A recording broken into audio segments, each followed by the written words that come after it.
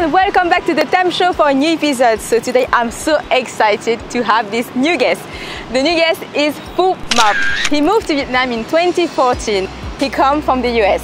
He managed to become here a well-known public figure in the Vietnamese community through his YouTube and TV appearances.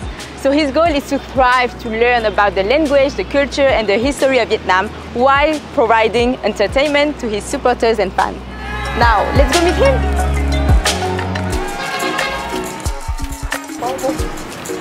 Ready? Okay. 1, 2, 3. Bấm rồi. Okay. Bấm rồi. Let's go. Testing, good. Awesome. Rồi, Tâm nói. Hi everyone, welcome back to the Time Show for a new episode. So today I'm so excited and happy to meet Phuc Mập. So I think many of you already know him through his YouTube channel and he's very famous in Vietnam, in the Vietnamese community at least. So could you give a little introduction of yourself for those who don't know you? What's going on, guys? My name's Phuc Map, but my English name is Hurley. Oh, sitting here coming like this. What's going on, guys? My name's Phuc Map, but my real name is Hurley. I lived here in Vietnam for the past 6 years and started doing YouTube about 18 months ago. You could say it's taken off a little bit, I don't know, but I enjoy doing it and I enjoy entertaining the people of Vietnam. Yeah, it's amazing how you are now so recognized in the street, right, by all the people when you walk around. Is it weird for you to just be recognized by someone, or you get used to that? Honestly, when I first moved here, I got a lot of strange looks for my beard. And then I got a tattoo on my leg, so people would look at the beard, look at the tattoo, look at the beard. So I was already used to it, but now they have a name to put with it. They go, yeah. Oh, Phuc Mập, Phuc Mập, đẹp trai nhất Sài Gòn, đúng không? Woo! Yeah. So why Phuc Mập? Well, to be honest with you, about 5 years ago, a good friend of mine and we were doing the Hai Van Pass. Do you know that? In central Vietnam. Okay. Connects Da Nang and Hue. It's a famous road trip. So we're taking the road trip and he'd already chosen the name Phuc Bao. We meet a lady and we're like, yeah, you know, his name's Phuc Bao. And she said, what's your Vietnamese name? I don't have one. She said, well, Phuc Bao and you can be Phuc Bao. Nor can say Bao, so I said, all right, Phuc Bao. Okay. But in the South we use Mập, so I went with that instead. Yes, okay, I got it. How did you start your YouTube channel? That is a good question. To be honest, I had 2 aims. One, I wanted to be an inspiration to people that wanted to move out of their country and live abroad. Not just Asia, but anywhere. For me, when I first came over, I had about 3 people who lived and traveled through Asia that were inspirations to me. So I wanted to be that role model, you could say, for other people. Part 2, my Vietnamese was okay, I guess, and I wanted to test.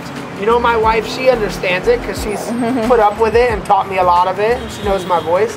But I wanted to see Vietnamese people who had never met me and don't want to try to be nice, just give me an honest judgment of my Vietnamese.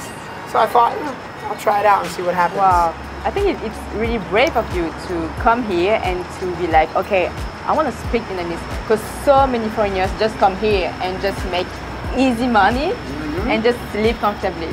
But you are the one that really went out of your comfort zone and wanted to learn about the culture, the language, and really deeply, not in a superficial way. So how did it take for you to learn Vietnamese? Was it hard? So it's funny because now with my YouTube channel being more well known, I have a lot of smaller YouTubers reach out to me. A lot of foreigners who don't speak Vietnamese well. And I'll watch their videos and give them feedback. And when I watch their Vietnamese, I see the Vietnamese that I had when I first came here. Yeah. So the first 2 years, I thought it was good. I'd say, oh, come on, instead of come on. And to me, it was great. But, you know, when I look back, it wasn't that great. Then I met my wife and we started dating. And, you know, she speaks English, but her family, not everyone speaks English. So out of respect, I said, I'm going to start studying. I'll get a tutor, I'll sit down, and I realized how wrong I was, how bad my Vietnamese actually was. But after taking about, I want to say 50 or 60 classes, I realized my mistakes. I'm very good at learning individual words, and my vocabulary grew more and more. Wow, amazing. And so now you can just speak Vietnamese fluently, even more than me, right? It depends. It really depends. I mean, when it comes to the sound of my voice, some people say it sounds weird. I get messages from random people. They say, wow, you're so cute. You sound just like a baby or a child learning Vietnamese. Like baby speaking. What? I thought it was good. And my listening, it really depends on the voice. You know, Người Bắc, they speak really, really fast. And Vietnam, they're more, lazy isn't the word, they're more relaxed with their, where they won't say the V. We swallow more letters than exactly. S, you know. And how, Học tiếng Việt chưa? Có giờ chưa? You know, they don't say the V and other things, so you have to listen for that more relaxed. Phúc Mập có khỏe không? Hôm nay? Có khỏe. Hôm nay chưa ăn sáng, có quá nhiều năng lượng. Sao chưa ăn sáng vậy? Đang giảm cân. Phúc sẽ có nhiều lựa xem hơn nếu Phúc có 6 múi. 6 múi? Ok. So đang giảm cân chưa ăn sáng. Good goal. Yes, it's getting there. A good friend of mine, Dustin, does YouTube, and a lot of his thumbnails, a lot of his videos, he has his shirt off. Wow. And he's ripped. Yeah. Go away. And yes, he's you entertaining. You want to compete him? Yes, he's entertaining. Yes, he makes good content, but he gets more clicks with that sound. Yeah, so right. If I had it, we'll see. Did you have any experience of editing videos or making videos before starting your YouTube channel? Yes. It's not something I put out there very often because one, the editing was very bad, so I'm not proud to share it. But two, I used to be a bartender in America. Wow, okay? So very different. Yes, and the area that I worked in had about 80 bars in a very small area, so a lot of drunk people. So to me, the most entertaining thing was to come out of work after I finished my shift and record the drunk people. There would be fights, people passed out, people throwing up, and I would make compilation videos of just drunk people, and it was hilarious. But I was in the beginning of my editing and my videos were horrible. So I don't like to put that out, but yes, I had experience trying to film, trying to edit before coming to Vietnam. But in Vietnam, it's more relaxed. I never see street fights. People get drunk, but not like American drunk. So there's less no drama. Yes. Could you tell something that a problem that you solved for yourself? In Vietnam? In Vietnam or in your whole life? Back in the US? Or well, one, I started going bald very early.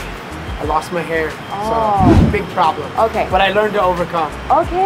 That's really interesting because I know that so many men are so self-conscious about losing their hair. So I think it's a really nice topic that you are bringing. How did you overcome this thing that you were self-conscious about maybe at the beginning? I was like 21. I mean, people were telling me that like, you're losing your hair. I'm like, yeah, I know. And I was like, okay, well, I'll just go bald.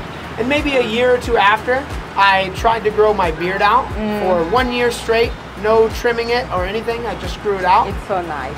And that's when I started that YouTube channel I told you about. And next thing you know, it became a staple, a trademark, you know, where people knew me by the beard. So it kind of stuck, and it helped me almost, I don't want to say develop into a new person, because I feel I was already confident, outgoing, social, but it did help me find a new character, you could say. Shapes up your character more. But I mean, on that question further, I'd never left the country before coming to Vietnam. I'd never been out of America.